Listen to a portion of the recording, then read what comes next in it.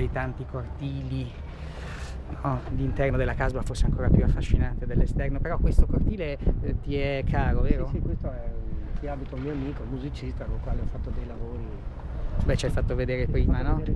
Noi siamo qui e a questo punto ci possiamo anche fermare perché c'è già molto da commentare, vero? C'è anche l'odore della casa. Qui comincia ad arrivare, che sentiamolo, sono zaffate inconfondibili, vero?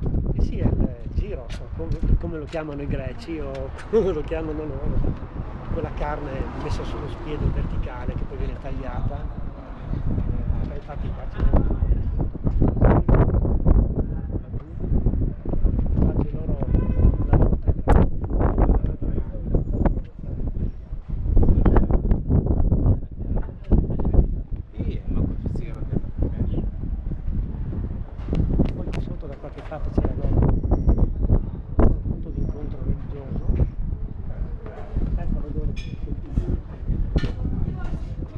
Ah, interessante, si mangia. Forse era da qui giustamente che arrivava il...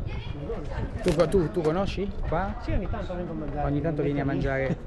E guardo di fronte un mio collega che ha l'ufficio lì, adesso è chiuso, che anche lui è qui da 15 anni e che segue gran parte clienti proprio sono commercianti della casa e quindi potrebbe essere interessante intervistare. Anche parlarne, cioè parlare con lui dei temi. Ecco, questo è proprio un negozio tipico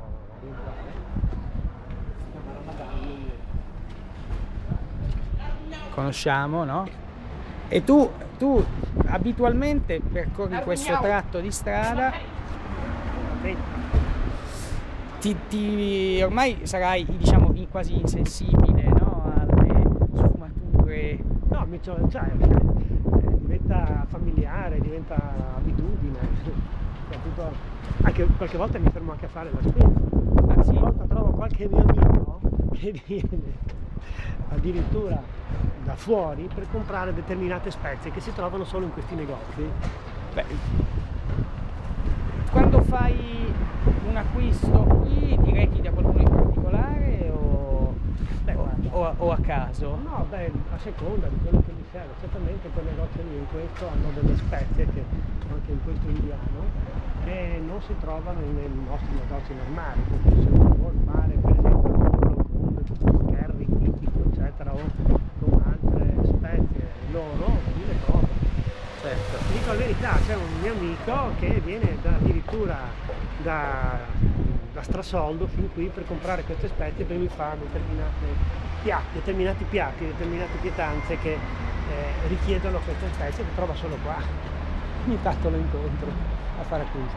Beh, quindi tutto sommato mi pare che qualche novità indiscutibilmente positiva ci sia nella Casba, cioè non tutto è controverso e discutibile come pare. Cioè, basta, chiaramente è cambiata un po' l'atmosfera, è cambiata il modo di vivere. Buonasera. E chiaramente il modo di vivere perché c'è più confusione, c'è più gente e c'è una situazione anche a volte diversa, no? Da quella che c'era 30 anni fa dal punto di vista della serenità della vita quotidiana, perché effettivamente molte volte gli extracomunitari che arrivano qua o sono clandestini o purtroppo non è che abbiano dei lavori sicuri, a volte sono senza lavoro, a volte sono anche diciamo un po' agitati, no? Per non dire la parola violenti che non mi piace, però insomma fatti di cronaca qui in stazione, c'è stato un accoltellamento tempo fa, insomma e altri fatti non proprio. Che ti preoccupano personalmente? Dio, c'è il pericolo che in questi fatti di cronaca, così, in questi fatti, loro sono abituati, diciamo, a essere un po' sanguigni, no? Un po' così non seguono molto le regole che seguiamo noi, per cui c'è il pericolo di essere coinvolti magari in qualcosa di poco gradevole. Chiaramente si spera mai, ma certo che quel povero disgraziato che è stato accoltellato, che poi è anche morto in stazione, addirittura non c'entrava niente con quelli che stavano litigando, però lui è quello che alla fine ci ha rimesso la vita. Ma tu vorresti aiutarmi a ricordare quel che è successo quel giorno?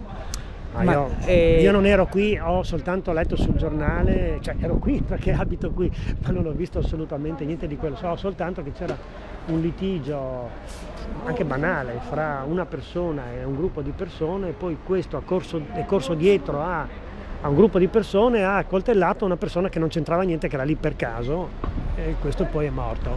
E poi Ma l'aggressore, l'identità dell'aggressore te la ricordi? no, non mi ricordo, so solo che quello che è morto era un sudamericano, se non vado errato, o centroamericano. E l'aggressore, non so, era un extracomunitario, ma non so di dove, non so se serbo, rumeno o nordafricano, no, mi pare che fosse un bianco, quindi non... Comunque due stranieri. Due stranieri di cui uno non c'entrava niente, che è stato accoltellato per sbaglio. Quindi questi fatti che in questa zona possono succedere sono quelli che allarmano, che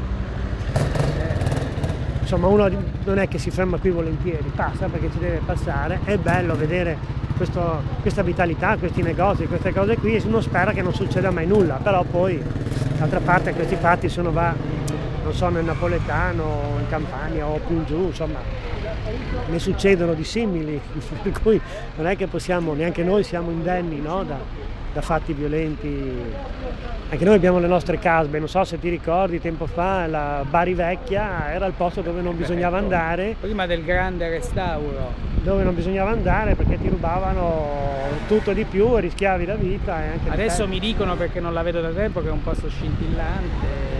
Non lo so, anch'io non la vedo da tempo, ma so, insomma, ho letto sui giornali. Napoli è sempre stata specialmente la parte vecchia, i vicoletti, una cittadina pericolosa, quindi voglio dire, questa non è...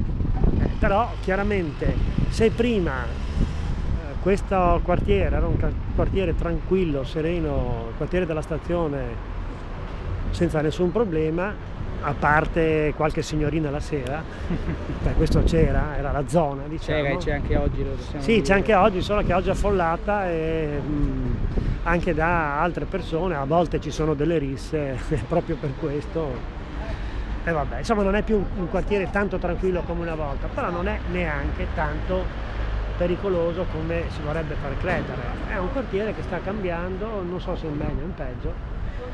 Certo ha dei problemi di convivenza, dei problemi sociali, ci sono tante cose che vanno affrontate